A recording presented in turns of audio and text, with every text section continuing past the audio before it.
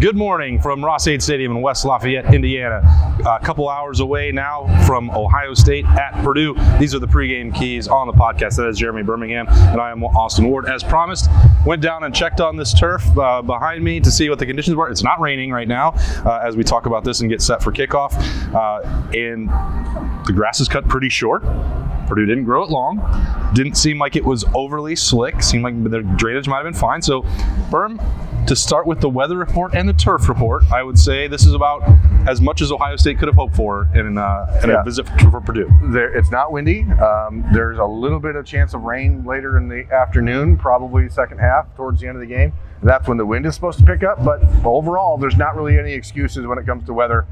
No gloves, no hats. It's 50-some degrees, but it's like a balmy 55 degrees. It's a nice day for Big Ten football. So no complaints and no issues and no excuses for Ohio State to come out of the gate doing anything other than throwing their best punch. There are, of course, health issues for Ohio State to get into, as we have talked about throughout the week. Emeka Egbuka did not travel with the team. He is not available with that knee injury that we saw him leave the game with in the second half last week. He was hobbling around pretty good. Said all week that he was banged up, probably didn't need to risk it for Penn State next week, and that was the case. So we don't need to belabor that point. Opportunity there for Xavier Johnson, of course, maybe Carnell Tate, Brandon Ennis. We'll see how that goes. But of more pressing concern, perhaps, for Ohio State and the running game that we've talked so much about over the last week, Travion Henderson is questionable. That's going to be a game-time decision, and Mayan Williams is out. Yep. So Chip Trayanum, again, will be in line for a start, and then what? Then what? Who knows? You're hoping if you're Ohio State, you don't have to figure out what then, because you're looking for Chip Trayanum. If he's the guy, if Travion Henderson's not going to be able to go, funny enough, I mean, we were told last weekend he could play against Maryland if needed, and that he was fine all week. And then we get the message, this morning that he's questionable. And I don't know if that's just out of ultra caution because you want him 100% for sure against Penn State. If there's been a reissue or re-injury of what he's been dealing with, you don't know. But there's a lot of conversation this week about Dallin Hayden, and maybe it's his day to get an opportunity because he only gets 4 games. He's only played 1, so not counting on that. But I think that it's at least in the realm of possibility with Mayan out and with Travion potentially unavailable. So it is still important. Doesn't matter who the running back is for Ohio State. The running game comes down to the offensive line. And it's going to be up to those guys to establish the tone early, make sure that Kyle McCord stays clean early. Purdue will probably try to do what Maryland did a week ago and get some pressure and vary some looks with some blitzes early in the game to try to confuse Kyle McCord and take the Buckeyes out of rhythm early. That's why it's important. Key number 1 is this offensive line just needs to come up with bad intentions and make sure that they know that they are on their best game today. So they've been in the spotlight all week. They've been denigrated for the last month and a half. It's time to step up for that 5-guy group, and if no one else is pushing them, then those guys need to show that they can separate. Yeah, maybe there's a case to be made that the opposite tact would have been more motivational for Ryan Day and Justin Frye to take. Be like, you know what? These jobs are up for grabs. Yeah. You have them currently, but maybe Luke Montgomery and Tegra Shabola are going to get a look in this game. Now, that is not the way that they've taken it, and so there's clearly a reason for that in their mind, that they are calling it the way that they see it and being honest about the situation, that those are the 5 that they trust and that there's a clear delineation between that group and the next. Again, as you said, if that's the case, this is a Purdue team that does not have a defense that should be able to win in the trenches against Ohio State. So as far as keys go, I still think that this is not a day that's going to keep Ohio State from passing. No, play to their identity, run when you need to, maybe throw to set it up. I know that Ryan Day kind of bristles against that notion, and Brian Hartline did too on Wednesday, that's a way that you can do it or a solution for Ohio State. But look, I mean, they're going to go as far as this passing attack takes them this year. That's what I believe. So go out there and, you don't have Emeka Egbuka, so could Julian Fleming, he's going to have a little bit more on his plate as well. I think when we have this conversation, it's like, who's next? And we talk about Xavier Johnson or Carnell Tate, even still, we're overlooking, I think, Julian Fleming's value to this team. This could be a big day for him. Yeah, and it's an opportunity for not just Julian Fleming, but for Cade Stover to be more involved in the passing game. Kyle McCord loves throwing the ball to Cade Stover. Joe Royer is out again today. You have, obviously, G. Scott, who Bill predicted would have 4 catches, 40 yards, and a touchdown in this game. Maybe that's an opportunity for him. I want to see the Buckeyes come out and be aggressive, as you said. I don't want to see all the 12 personnel. So to me, the key is just aggression, downfield passing, take advantage of the weather, because this is a lot better than I think people thought it would be 2 days ago.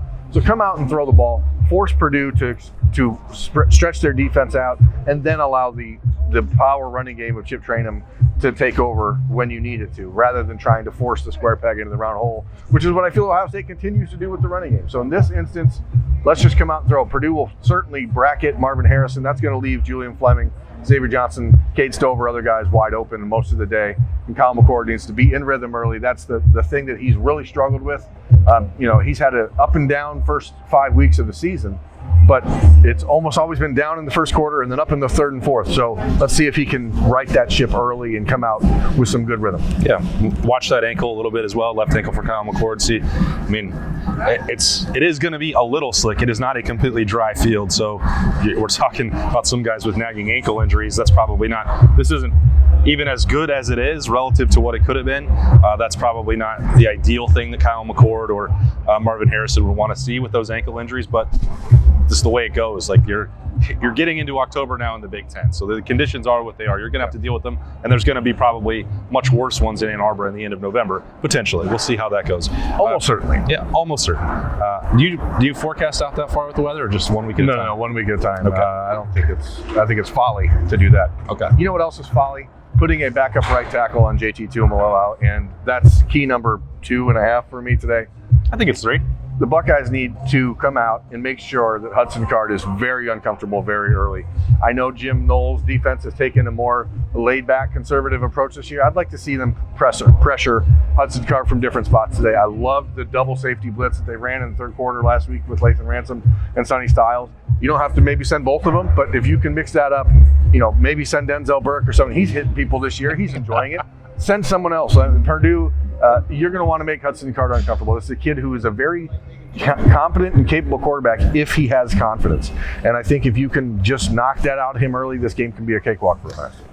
You know how there's all that talk about, vanilla offense and like not showing stuff? Yeah. And then sometimes there's the weeks where Ryan Day just unloads everything to make a team think. I think Jim Knowles can do some of that too against Purdue. Like, he doesn't have to be overly creative, or he shouldn't have to be overly creative to get to Hudson Card and beat some of these backup Purdue offensive linemen. But I really enjoyed watching some of the different blitz combinations out of the 3-man front that Ohio State ran last week. Those were effective. They were new.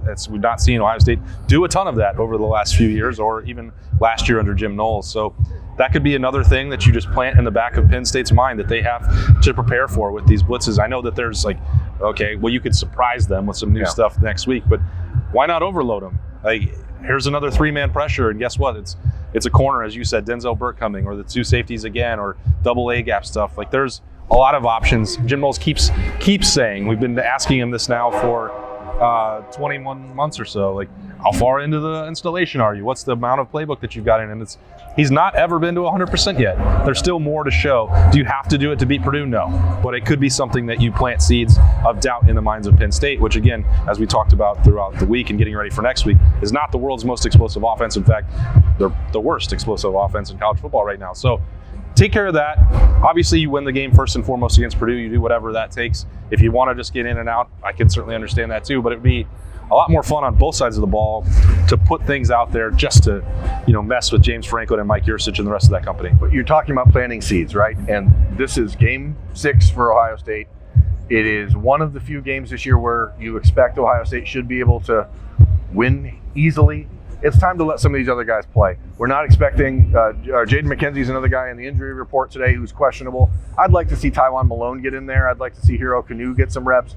I'd like to see Tyleik Williams and Michael Hall get a chance to be out of this game by the third quarter because Tyleik Williams is playing 60 snaps a game, and you're going to need him next week against a good Penn State team. Now, I'm not going to blow Penn State up and say they're the best team that Ohio State's going to play, but they're good enough to at least press you physically. And I think the Ohio State, if you're up in this game and it's 31-10 in the third quarter, let's move on. Move on. Get the other guys out of this game. You should be able to maintain Purdue's offense with your backups if you're Ohio State. You should be able to score on Purdue's defense with your backups if you're Ohio State. Let those guys get in here and run the full complement of the playbook.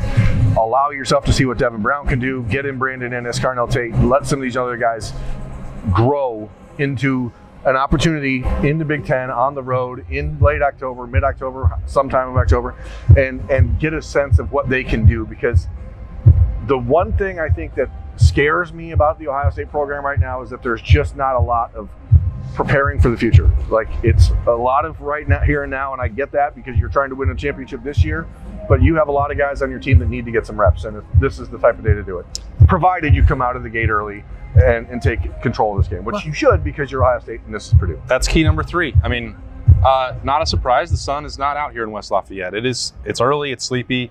A lot has been made about Ohio State with slow starts. Like, I'm going to say this, there is absolutely nothing wrong with being a team that can fight its way through the first half, sleepwalk, it was one word that you used last week, Berm, be sluggish, and then crank the gas in the second half.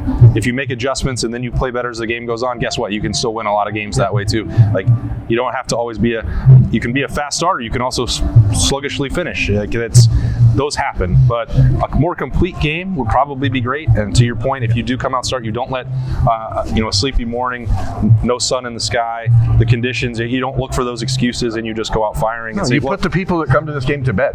You put them to bed early. You say, listen, there's no reason for you to get excited. I mean, just let them go out with the rest of the day. They don't have to go to bed. There's no reason for the people who show up here. They're going to walk. The stadium is going to be like 6/10 of the way full, which is also 3/5. They're going to be like. It's also 12/20. They're going to walk in here at 11:47 and be, football day, huh? Just don't let them get into the game. Don't let them get interested. Come out and shut Purdue down early and end this game early. They don't seem that excited in West Lafayette. I have yet to actually see a tailgater. I mean, we saw people walking with coolers, but that could have just been heads in a cooler. Who knows? Yeah, there was a weird delivery device on the streets as well. Those things are wild. I don't know what's going on, but we are here. We are in West Lafayette. These are the keys for Ohio State at Purdue. Kickoff at noon. It is streaming on Peacock. I know you don't want to miss it. Afterwards, $5.99. You can sign up today and cancel it tonight. It'll cost you $6 to watch the Buckeye game. How much would you spend if you go out and watch it at the bar? Unless you're going to Roosters, which then it's totally fine. Go do that. But if you're in an area where Roosters isn't available, $6 is worth it. Plus, you get The Office. You get WWE.